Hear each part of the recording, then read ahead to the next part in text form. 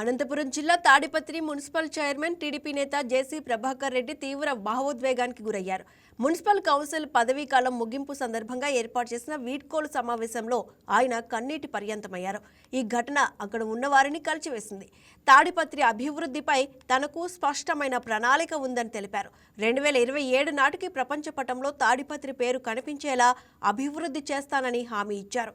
పట్టణంలో నిర్మిస్తున్న shopping complex ఒక గుర్తింపు చిహ్నంగా మారుతుందన్నారు. ఆ ప్రాంతాన్ని తాడిపత్రి సర్కిల్గా తీర్చిదిద్దుతామని చెప్పారు.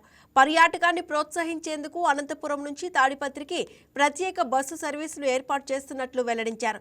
తాను ఏవైనా తప్పులు చేసి ఉంటే ప్రజలు నిర్భయంగా చెప్పాలని, వాటిని సరిదిద్దుకుంటానని ఆయన పేర్కొన్నారు.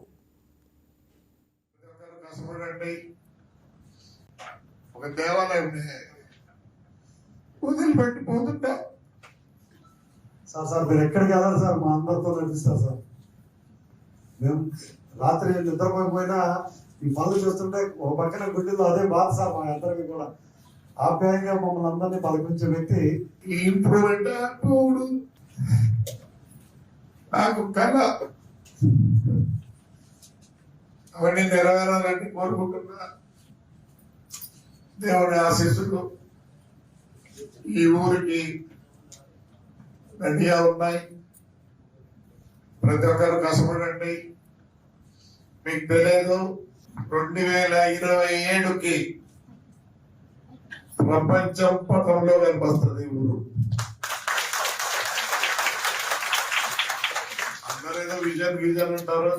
మేము మా నాన్న వల్ల ప్రపంచం చూసినాం. ఆ రోజు అనుకున్నాం మా ఆఫీస్ ఇట్లా ఉండాలని.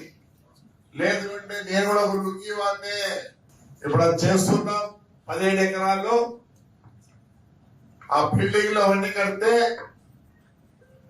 మీరు ఎక్కడ చూసింటారు. మన కూడా చెప్తారు అలా విజయవాడ మాదిరి ఉంటుంది, బెంచ్ సర్కిల్ మాదిరి అంట. పిచ్చిన బెంచ్ సర్కిల్ కాదురా, తాడిపత్రి సర్కిల్ చూడడానికి అందరూ రావాలా. లాస్ట్ నేను మన సీఎం దగ్గర పోతే ఒక మాట అన్నాడు, అయ్యా నన్ను ఒక్క సంవత్సరం 5 నెలలు బలి కష్టపడినా ప్రభాకర్ అనే.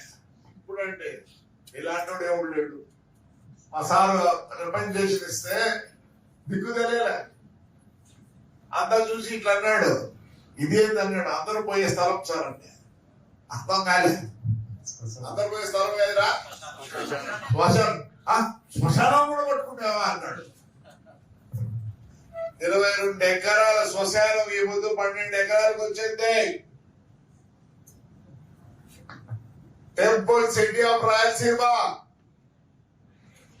200 crores బడ్జెట్ పెట్టినా.